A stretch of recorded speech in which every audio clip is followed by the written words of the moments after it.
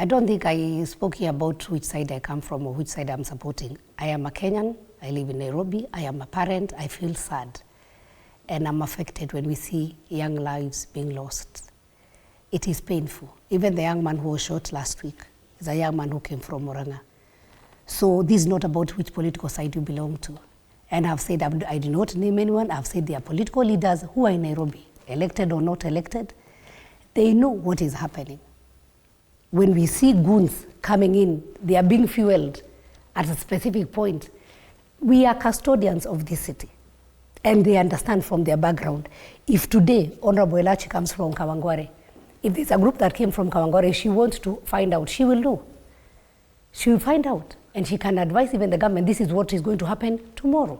So all I'm saying is this, we might be crying. We might be here playing to the gallery. And I know we have even been told 2027 would might make 207 look like Christmas holiday. Really?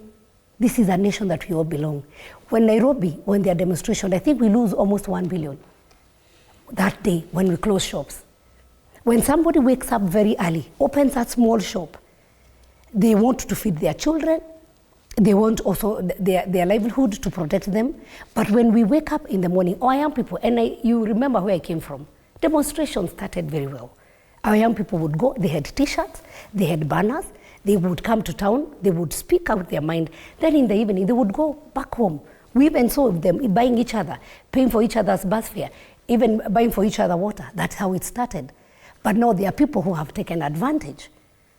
For reasons back then was that goons were hired from outside Nairobi. Some were said to have come from areas in Kiambu and Murang'a. Well, about goons being hired, I think the ones we saw on motorbikes, I don't think those were Pokots or the other people who came.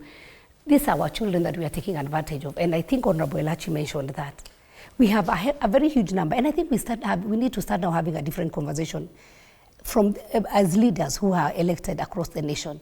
We have a lot of our young children who drop at class 8. Where do those children go to? We have others, by the time they clear Form 4, they don't go join any college. They have they stay. Where are these people? Remember, they are the majority. So if Sabina today decide, I want to destabilize Nairobi, and I go give them 500 or 1,000 and tell them go to town, they are not doing anything, they will go. And we are taking advantage of our young children, trying to politicize things, because I might want Elachi or the other person to look bad, but I have said God knows. We knows our hearts. We know what we are doing. And I want to call upon all politicians, you know yourself.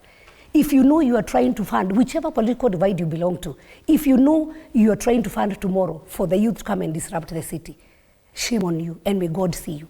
And if you want to incite children, start with your own. And that is the worst part that we do, because we will come here and we want to seem that we are sympathizing, but we are the ones who are the planners.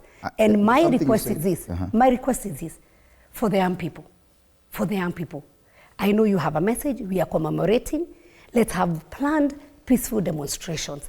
And when you see the thugs have come, I will plead with our young people, retrieve and go home, and also give you a statement, so that our innocent young people who are coming in to do peaceful demonstrations, if you find the thugs, just retrieve. Please retrieve and go home.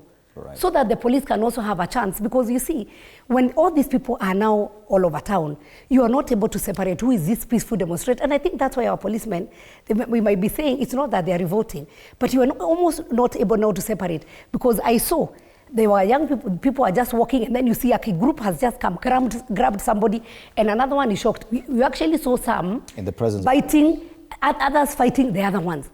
So who will the police shoot? You might even end up shooting an innocent person. And even if you shoot that person who is looting there in that shop, then there's a whole huge uproar. So may God help us. And I will say, may God help us. Right. And for the people who pray for this nation, this is our country. And I want to remind us, we do not have another Kenya. Let us not ban our own country. Okay. Peace is expensive. And they say the best form of the definition for madness is doing the same thing over and over, expecting different results. So when we come back after the break, I'll be looking to you, members of the National Assembly, to give us a way forward on how things can be done differently tomorrow by the police, the National Security Council, and even the demonstrators, and including the politicians. Let's take a short break. You're watching Morning Cafe.